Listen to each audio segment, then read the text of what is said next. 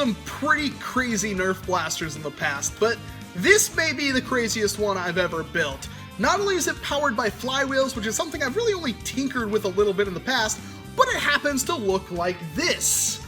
Let me introduce you to the Paradigm Shift, quite possibly an overpowered Nerf Rapidstrike. And yes, I said overpowered, but let's not get too far into that yet. What is this thing? Where did this idea come from? What does it do? Well, first I have to start with a video I saw from Forgotten Weapons, a very, very good YouTube channel. They showed off a weapon called the Burton 1917 LMR, and it's America's basically first assault rifle.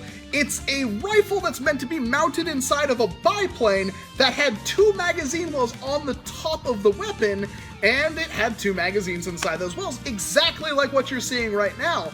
And the way that works is that the magazines had kind of 2 positions they could be located in. A storage position where they're out of the bolt and, not interfering with anything. And then a firing position where ammo is actually being fed into the bolt, ready to be fired at whatever was in front of you. And that had 2 interesting side effects when, applied to Nerf, or probably in real life as well. That A, let you reload really, really quickly, because all you have to do is tug one back and slam another one down. And then, of course, you had the ability to have one sitting there in the bolt, ready to fire. You could even be firing, and at the same time reload. I could, if this was empty, I could replace it with a fresh one. And the idea of adding that into Nerf, well, that seemed like a really good idea to me. But what blaster was I going to use for something like this? Basically anything air-powered was out because I had to have, 3 different feeding directions or something like that. So the idea I came up with was, why not use flywheels? And luckily for me, the Nerf Rapidstrike, where the magazine well is, has a lot of empty space. And sure enough, if you play with where the magazine is loading in, and the pusher, pushes the dart into the flywheels, it can basically feed darts from any direction. So we take a Rapidstrike, we cut it up a little bit, we slap on some Raider magwells, and we've got a Rapidstrike that could feed in 3 magazines at once. And that doesn't mean 3 magazines at the same time or anything. That, you can have 3 Rapidstrikes together and spam darts like none other, which is something HVZers really like. They like to put, swarm fires and stuff on the front end of their blasters and do some crazy stuff with them. But the point of this is kind of the opposite. It's meant to be a sustaining blaster. It's got excellent fire rate. It's got quick reloading. You can reload it while you're firing. This thing has got to be an HVZer's wet dream. Just like the Burton, the principle's the same. All of these magwells have been modified to hold the magazines in kind of a storage and firing position. So right now you'll notice all 3 of them are sticking outside of the blaster a little ways. And yet if I slam that in there, it's ready to fire. And then I just pull that one out, I slam another one down, it's ready to fire. And then I repeat that, so forth and so on. And then of course if I have one of these down and I wanted to reload a magazine really quickly, I could easily do that and then switch between them. It's very effortless to do, making this thing extremely deadly. But that wouldn't mean anything if it didn't have good parts inside of it. So I got pretty much the best parts I could possibly find. The main power of this thing comes from the Make Test Battle 180 sized Hellcat motors located inside of a Black Steel Props resin casted canted flywheel cage. Canted meaning that the flywheels are a little offset from each other, so they impart a spin to the dart and they're guided through a piece of brass. So the accuracy is incredible, and the flywheels that I'm using are the worker flywheels, which are incredibly powerful compared to the standard flywheels we've had so far. And then of course, rewiring the entire blaster, deleting everything stock inside of it, rewiring it with 16 gauge wire that could withstand a lot of heat from a lot of power coming from our Turnigy Graphene 1300 milliamp per hour, 45C constant 9DC burst 3S LiPo. A ton of power driven to those flywheels, and the pusher mech in the back is a Make Test Battle 130 sized Rhino motor. I know a lot of you are saying, why not a Honey Badger, which is another Make Test Battle motor that has a lot faster firing speed, but that's just the thing. I don't want a lot faster than what I already have. It already fires too fast, and luckily, because of the Omron switches that are in here, you can hear this click. Every single click, that's how sensitive it is to fire. which means this thing is absolutely effortless to single fire. It basically replaces the stripe in every possible way. And because we deleted everything stock in the circuit and there's no, resistance or anything in there from anything extra, it instantly spins up its flywheels. Max speed pretty much instantly. Very, very handy.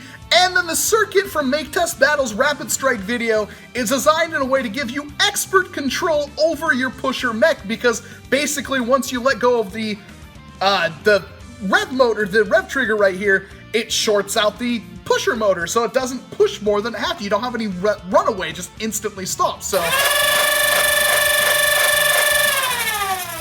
it's awesome. But that's not all. We've got a very pretty voltmeter on the side of this thing. Rob from Southern Brisbane, Nerf, is the one who found this thing, and he was very generous to let me get one ahead of time before he made his video. Luckily, I didn't put this video out before he had his. It's just a voltmeter, but it looks really cool. You've seen voltmeters on blasters before. They all have that old, frickin' like alarm clock style font and stuff on. This thing looks awesome. It's got a little battery gauge, and it has two modes where it can just tell you the percentage of the battery, or it just gives you the voltage and then like a battery like logo thing. The battery logo is pretty much entirely pointless, because even with a full battery it tells me I'm at 75%, which is obviously not full. I don't know why it does that, but it looks cool, and the voltage reading is entirely correct, so that works fine. Plus it gives you this really, really cool little boot up sequence when you turn it on, and it just makes your blaster feel entirely sci-fi. That's wired up to this little switch hidden here in the stock-like area, and then there are pink LEDs all over this thing. We've got some up here in the heart of it, this little tubing right here. We've got one hidden back here, one hidden up here, and multiple ones hidden on both sides of the blaster, although these ones are really hard to see in light right now, but there's an LED shining on there. Why?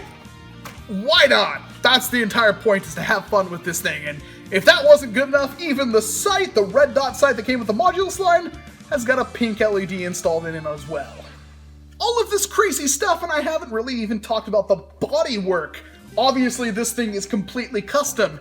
It's a Rapidstrike, but you could barely tell. The front end is from a stockade or a barricade, they're the same mold, but it's on the front of a Rapidstrike, so there was a lot of custom bodywork that had to be done there. This little front piece right here is the original access door from the Rapidstrike. I mean, we removed the whole area right there, so I could use it for something just to give it a cool little translucent look right there. Then we have the Raider magwells, two of them in fact, and we moved the whole carry handle from the Rapidstrike back a little bit because we didn't have any, tack rails on it, and that just seemed like a good place to put it, and it really sells the whole streamlined look of the blaster, in my opinion. Coming down the back here, we've got a Proxys stock. Just the little butt end of it. It's not really a stock, it just kind of, sits against your arm and helps balance out the blaster a little bit. Kind of important, but it's connected to our battery case, which is like the under part of a long shot front blaster. Because we can. Why not?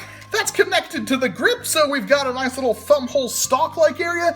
It's not meant to be shouldered, although since this part kind of sticks back, you certainly can. Not that it's super comfortable. It's not crazy uncomfortable. I mean, it's a really big rounded edge, but it's meant to be kind of held like a one-handed blaster that you can, point out at your enemies. You can easily get a nice profile picture right there because of the two magazines. That's kind of how you aim this thing.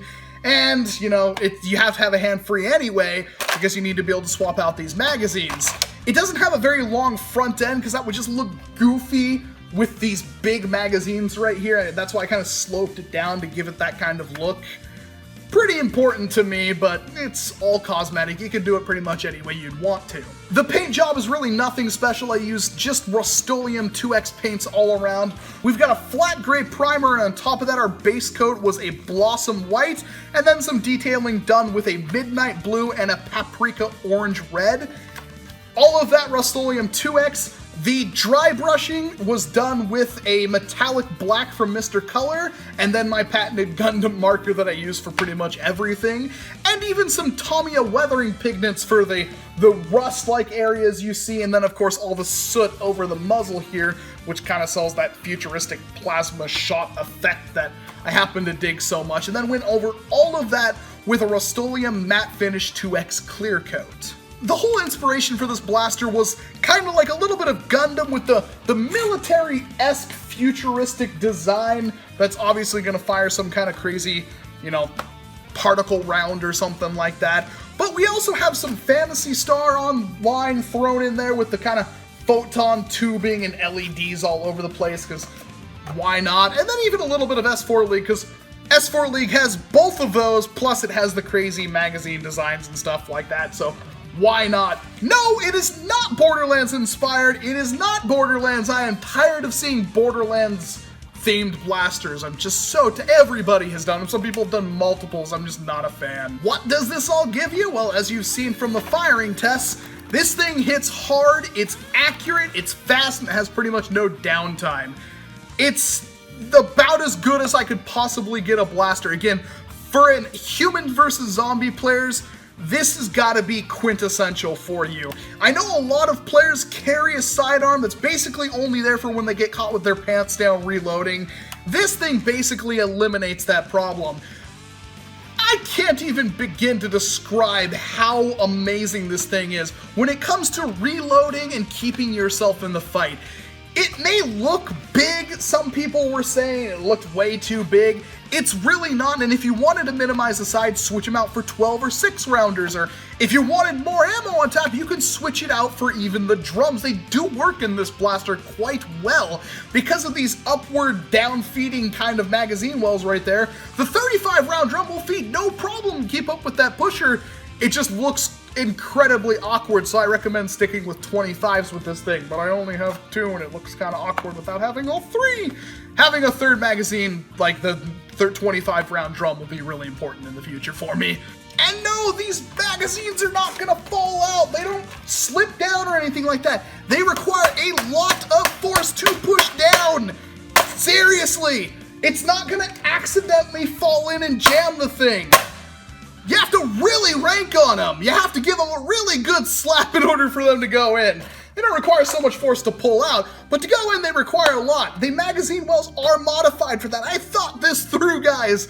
I don't know why so many people said that was gonna happen, like I didn't think that through. But that's the paradigm shift, called so because not only is it a cool name that just happened to be in the name of a song I was listening to when I was working on this, but that's a cool name, that's what I'm gonna call it. But also, that name actually means to change the way, you know, thinking on how things are gonna work, to shift away from something that has been the standard for so long. That is this blaster, and I really hope this idea catches on. I hope more people kind of, you know, tackle this whole setup here, because I think a lot can be done with it. Yeah, there are some blasters like the Hailfire and the Doominator and stuff like that that kind of do the same thing, but neither of those are as well designed and compact and effortless to use as something like this. So if you're thinking about building anything even remotely similar to this, or maybe you want to get started making some custom Nerf blasters, well, I sat down and wrote a 3,800 word article on Blaster Hub about this thing from beginning to end, covering what tools I used, why I did what I did, and basically step-by-steps how I went through the blaster with pictures and everything. So I highly recommend checking that out if you want to see more on this, but I have gone on far too long. The paradigm shift is just an incredible blaster. It's gonna be my mainstay for a very long time. I don't know why I would ever use, in a super stock war, I would ever use anything different than this. I mean, unless I'm playing in like an open field with no cover, I'll probably use something that can hit long range, but this thing is just an absolute monster. I cannot, you know, explain that enough. The paradigm shift. It's one of those blasters I'm going to be working on for a long time. The main thing is pretty much done, but I'm going to be tweaking it over time to fix a little bit of the issues, like on the right-hand side, the magazine sticks kind of forcefully. stuff like that. I just kind of sand it down until it works fine. I mean, it does work fine right now. I could take this out and dominate with it like no tomorrow, but just a little bit more TLC will probably do it a lot of good. If you want to see some more things I've built in the past, you can go ahead and click on either of these videos right here. Both of them are insane blasters you won't see anywhere else. And if you want to see more crazy stuff like this in the future, the easiest way to keep track of that is to hit the subscribe button. I'm not done at all. I just unlocked a whole new world of blasters I can start modifying, and I'm still coming up with ideas for older ones too. I've got a lot on my plate right now, and I hope to get through a lot of that in the coming weeks, so why don't you hang around and see what I can come up with. And again, huge thanks to Tom from Foam Data Services, who painstakingly, to the point of getting super upset and frustrated with me on working on this blaster, giving me pointers on how to do stuff, and he has some excellent videos and helped me immensely working on this thing. Hawkeye 007, who helped me so much with the LED work, explaining how I could go about doing it. I didn't exactly follow Tom's guide, I followed Hawkeye's word, and he helped a lot. Oh man, thank you so much, Hawkeye, seriously. Make Test Battle, they got a brilliant Rapidstrike rewire guide up that helped me a lot. Seeing them actually draw out where wires are gonna go, I don't understand basic terminology when it comes to wrangling pixies. It's just not my thing, unfortunately. So that video helped me quite a bit, and of course because they supplied the motors and whatnot. And then Bobololo for answering a bunch of questions, and that Russian Merc for helping me originally charge my batteries and stuff like that. Big thanks to those guys and anybody else I might have forgotten during this entire endeavor. Thank you so much. Seriously, this blaster would not exist without a bunch of cool people in the hobby helping me bring it here. Oh man, it is awesome, and I'm glad it's finally done, and I hope some people take some cues from it and make their own spin on the paradigm shift kind of tri-mag setup. I'm Walcom S7, thank you so much for watching this extremely long video, and of course I hope to see you in an entirely different one. And trust me, when it comes to things I make, it's going to be entirely different. You said the last thing I made was like a pump-action double Magnus shotgun. Now I'm doing this crazy tri-mag Rapidstrike. It gets pretty crazy around here. Walcom out.